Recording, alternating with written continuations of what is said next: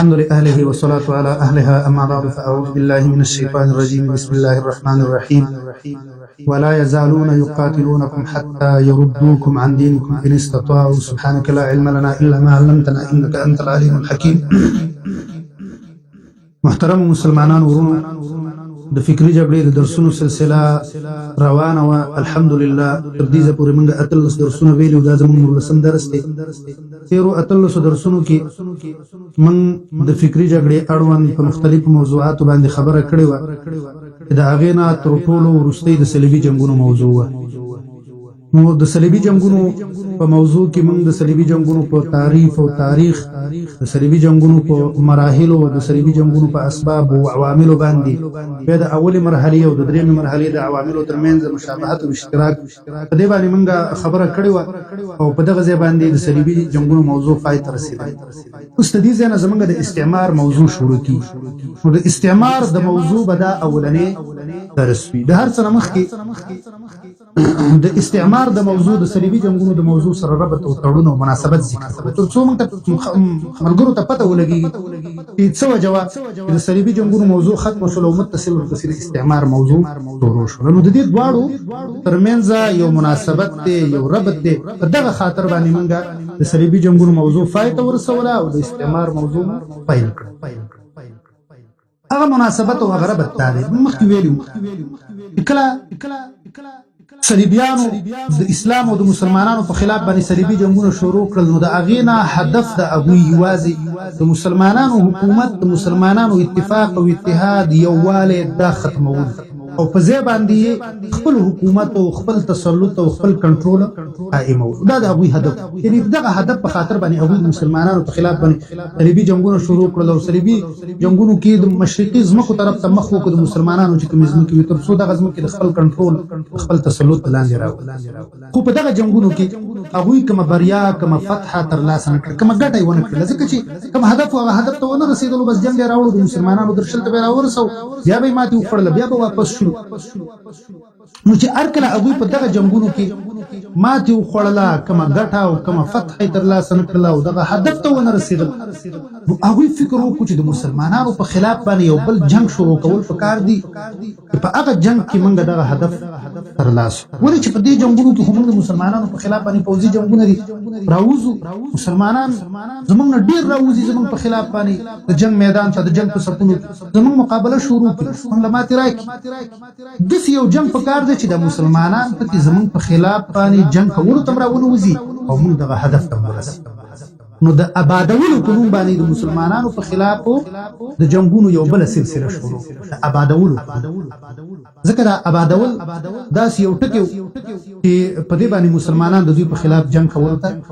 نه راوتل، بلکې مسلمانانو به ورته ویل راځئ بس راشئ زموږ دا ملکونه را آباد. نو د دې آبادولو په نوم باندې هغوی استعماري جنګونه د مسلمانانو په خلاف باندې شروع کړه. د استعمار معنی د آبادول، دا لغوي معنی ده د استعمار. نو هغوی د مسلمانانو په خلاف باندې دغه استعماري جنګونو ترسره شو. خو استعمار څه ته ویل کېږي؟ هر څه نه مخکې استعمار خو پېژندل پکار دي. وروسته درسونو کې به انشاءالله تعالی به موږ د استعمار وسایل، د استعمار تاریخ، د استعمار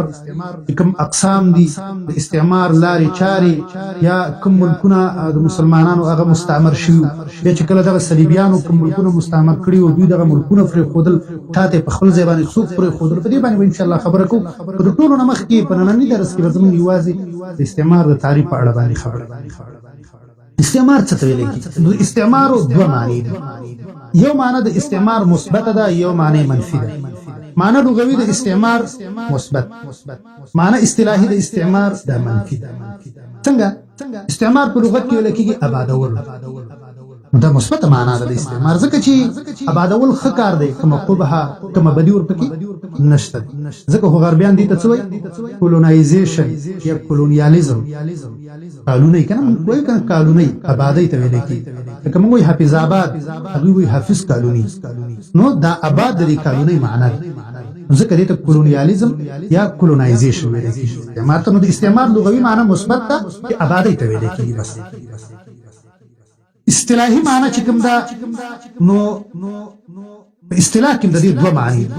یوه معنی به مثبت ده، یوه معنی منفي ده. مثبت معنی ده ابادول او منفي معنی د بربادول نو دوه معنی شو ابادي بربادي ابادول بربادول نو زما ملګری وای چې دا څنګه چل دی ابادي او بربادي دا خو دواړه ضدین دي دا خو نشي جمع کېدل څنګه د یو شی معنی دی بربادي او د یو شی معنی دی ابادي نو موږ وایو چې ګوره کله زمونږ د مسلمانانو په ټولنه کې یا په مشرقي ملکونو کې د استعمار ټکي ذکر شي نو د هغې نه زمونږ مراد بربادول او کله چې په غربي ټولنه کې غربي معاشره کې د کفارو په ټولنه کې د استعمار ټکي ذکر شي نو د دې نه د هغوی مراد آبادول اوس د دې له وضاحت زموږ معاشره کې چې کله د استعمار ټکي ذکر شي ولې د دې نه مراد بربادول وي او د هغوی په معاشره کې چې کله استعمار ټکي ذکر شي ولې د دې نه مراد آبادول وي نو دا ځکه چې هغوی استعمار دې ته وایي چې راځئ موږ ورځو د مشرقي ملکونو ته د مسلمانانو ملکونو او د مسلمانانو د ملکونو چې دي کنه دا زمونږ د ملکونو په شان آبادول غواړي د دې غریبانو د ملکونو موږ آباد د دې د سیاست هم زمونږ د سیاست په شان پرمختللی شي د دې د اقتصاد هم زمونږ د اقتصاد په شان کې پرمختللی شي د دې د تهذیب هم زمونږ د تهذیب په شان پرمختللی شي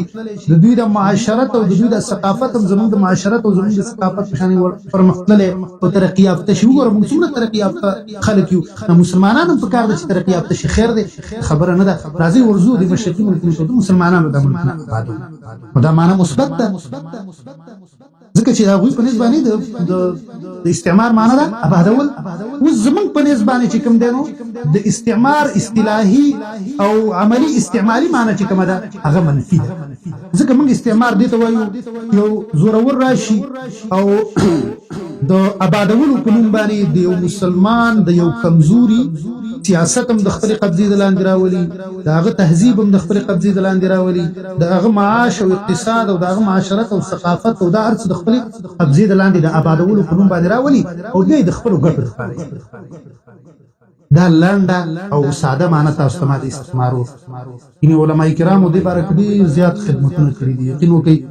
ډېر خدمتونه یې کړي دي او ډېرې ښې ښې لیکنې کړي دي ډېر ښه کتابونه یې لیکلي دي کار ده چې هغه موږ وګورو خو د هغې لنډه ټکو کې چې کومه خلاصه وه په ساده ټکو کې د دې دپاره ستاسو په ذهن کې را خبرې کېږي تاسو ته ما دا معنی وکړله چې زموږ په نسبت باندې وګوره دا بربادي شوله زموږ دپاره د هغوی دپاره خو ابادي شوه خو زموږ دپاره بربادي شوه لکه هغوی اوس راشي ستا سیاست د آبادولو په نوم باندې د خپلې قبضې د لاندې راوړي موږ خو مسلمانان یو که نه زموږ سیاست خو به اسلامي اوس هغه راشي او هغه وایي تا ته وایي چې یاره ستا دا سیاست موږ آبادوو په کار ده چې دا پرمختللی چې یو ستا د مسلمانانو د سیاست په ځای باندې تا باندې غربي سیاست نو د هغوی دپاره آبادي ده زموږ دپاره څه شی ده بربادي ده دغه رنګې د هغوی راشي او ستا اقتصاد او ستا معاش او ستا معاشرت د خپل تسلط او د خپل کنټرول د لاندې راولي او بیا د خپلو ګټو دپاره استعمالوي د هغوی دپاره آبادي ده او زموږ او ستاسو دپاره څه ده بربادي ده دغه رنګې ستا ثقافت دی ستا ژبه ده هغه د خپل کنټرول او د خپل تسلط د لاندې راولي او بیا د خپلو مفادو دپاره استعمالوي د هغوی دپاره آبادي ده او زموږ او ستاسو دپاره څه ده بربادي ده نو په دغه خاطر باندې د استعمار چې کومه اصطلاحي معنی ده نو زمونږ په نسبت باندې د استعمار معنی ده بربادي او د هغوی په نسبت باندې د استعمار معنی ده آبادي نو کوم چې لغوي معنی وه هغه خو مثبت وه بیا چې کومه اصطلاحي معنی وه نو د هغوی په نسبت باندې معنی مثبت وه او زمونږ په نسبت باندې معنی منفي د دې وجې نه بیا علما کرام د دې نه مختلف تعبیرونه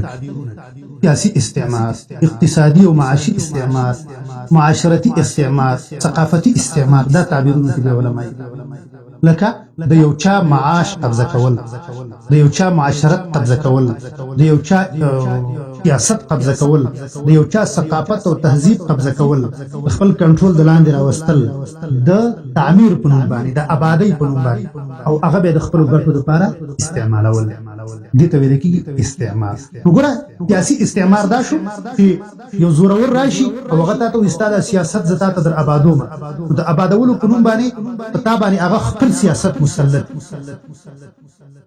او بیا هغه سیاست د هغې د ګټو لپاره استعمال نو دې ته ویل کېږي سیاسي استعمار لکه نن چې موږ او تاسو مستعمر یو نن زمونږ او تاسو سیاست وګورئ که نه موږ او تاسو یو مسلمانان خو سیاست مو کوم سیاست دی مغربي یورپي انګریزي جمهوري موږ مستعمر یو دا رنګي زمونږ استادو کې اقتصاد وګورو نو زمونږ استادو اقتصاد زمونږ استادو معیشت هغه د آبادولو په نوم باندې د بل چا د ګټو دلته دی موږ ته راشي قرضونه لدرکو او چې تاسو لږ د عمل تاسو لږ ترقی وکړي نو د IMF په مدد سره او د IMF په ذریعہ سره هغه زمونږ معاش او زمونږ اقتصاد د خپل کنټرول دلاندې راوست نو ګوره د آبادولو په نوم باندې موږ له قرضې راکړل اوس د هغه قرضو سود چې کوم دی نو موږ تاسو باندې څه کیږي چلیږي نو زمونږ معاش هم قبضه کو زمونږ اقتصاد هم قبضه کو اوس د هغه ځنه حکم کوي چې تیل ګران کا او تیل ارزان کا او بل ګران کا او بل ارزان کا دي ته ویل کیږي معاشي استعمار اقتصادي استعمار بل معاشرتي استعمار معاشرتي استعمار دي ته وایي کنه چې ستا معاشري او د اغي د کنټرول دلاندې یو به هغه د خپل ګټو لپاره استعمالي نن زمونږ استاد معاشرتي ژوند وګورو کنه د خپل مسلمانانو چې څومره معیارونه دي زمونږ هغه ټول فردي معیارونه موږ یورپی او انګریزي معیارونه په هر یو شي کې موږ فردي معیار راخیستل لکه زمونږ معاشره اسلامي معاشره په یو غربي معاشري سره بدل شوی ته چې کته خارونو تلاړ شو په کدا خو موږ د مسلمانانو معاشره او چې ته په کې ګرځي ته به سينو چې د مسلمانانو معاشره کې ګرځي ته به چې زه چلته په یو غربي معاشره کې نګوره د ترقی په نوم باندې او د آبادی په نوم باندې موږ او تاسو معاشره ته هغه د څه سره وړل چې هغه زما او استاد مسلمانې معاشره سره مناسب یعنی هغه بس خپل معاشره د آبادی په نوم باندې په موږ باندې دي ته ویل کېږي معاشرتي استعمار بل د ثقافتي استعمار ثقافتي استعمار چې یو زورور راشي او د یو کمزوري ثقافت د یو کمزوري جبه هغه د خپل تسلط دلاندې راولي او د خپل فائدو لپاره استعماري د آبادی په نوم باندې لکه زمونږ استادو چې کوم اسلامي ثقافت او هغه د آبادی په نوم باندې زمونږ استادو اسلامي ثقافت خپل تسلط دلاندې راوست هغه ختم کړ په ځای باندې خپل ثقافت هغه څه مسلط نن تاسو وګورئ کنه ثقافت دلاندې رسم او رواج او روایت دا ارڅ راځي نن خپل رسمونه رواجونه وګورئ د مړو د ژوندو ټول ناس ته پاستي دغه رنګ د اورز المنزل چې کوم دا شو دا ټول په موږ باندې پردي شي نه مسلط شي پردي ثقافت په موږ باندې مسلط شي تیر ورځ کریسمس ډے زموږ مسلمانانو المنزل زموږ مسلمانانو د عیسایانو سره کېکونه کټ کوو حالانکه زموږ خپل اسلامي ثقافت کې المنزل د پاره دوه ورځې وړو کې اختر ورځ او دلوي اختر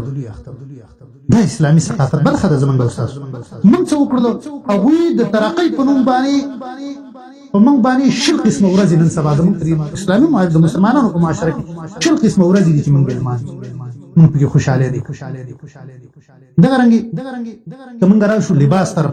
لباس انګريزي دي دا د ترقی لپاره ورو اوس چې نن سبا چا پینټ شټ غوستي خلک هغه ته ترقی یافته وي یره دا سړی راته سي ترقی یافته غونډي کاری پینټ شټ اوس لکه خپل لباس یې پریخي دي پردي لباس یې چوي نن تاسو وګورئ اخلاق موږ د مسلمانانو اخلاق هغه اخلاق دي کوم د اغي اخلاق کوم د غربيانو اخلاق غربي اخلاق او غیر اوړي دي کوم تاسو باندې د آبادی په نوم باندې وي موږ تاسو نه آبادو تاسو موږ ترقی یافته ثقافت سره کوو ادب او فنون چې کوم دي د ثقافت لاندې راځي موږ زمونږ ادب وګورئ اوس موږ پښتانه مسلمانان پښتانه ګډا خپل کلتور ګډي دي او دا زمونږ د پښتنو کلتور دومره فکر نه کوي دا خو یو د فردي ثقافت برخه ده او هغوی راوړي د دلته په موږ باندې مسلط کړی دی پښتون ته خو مخکې مسلمانې ته خو اول مسلمانې تا له مسلمانۍ دا اجازه درکوي تا له مسلمانۍ د هیڅ یو کلچر د هیڅ یو کلتور اجازت نه درکوي چې هغه د شریعت سره مخالف یو موافق په هر څه کې د ثقافت چې څومره شعبې دي څومره څانګې هغه ټولو څانګو کې هغې چې کوم دی خپل ثقافت راوړی دی او په موږ باندې مسلط کړی د څه په نوم باندې د آبادۍ حاصل او خلاصه ده استعمار څه وایي د آبادۍ په نوم باندې ستا سیاستم قبضه کی ستا ثقافتم قبضه کی ستا معاشرتم قبضه کی ستا اقتصادم قبضه کی او ستا تهذیب او ارث د آبادی په نوم باندې قبضه کی دي ته ویل کېږي استعمار لکه نن سبا چې موږ د خپل ملک واخلو نو زمونږ د ملک چې کوم دی نو دا مستعمر ګرځېدلی دی ولې زمونږ سیاست پردی زمونږ اقتصاد او معاش د بل چا د ګټو لپاره زمونږ معاشرت پردی زمونږ ثقافت پردی نو مستعمر نور څنګه فرق ته څه ویل کېږي استعمار ویل کېږي ان شاء الله راتلونکو درسونو کې به د استعمار په اړه باندې چې نور څومره موضوعات په هغه باندې خبرې کوم اخر دعوانا الحمدلله رب العالمین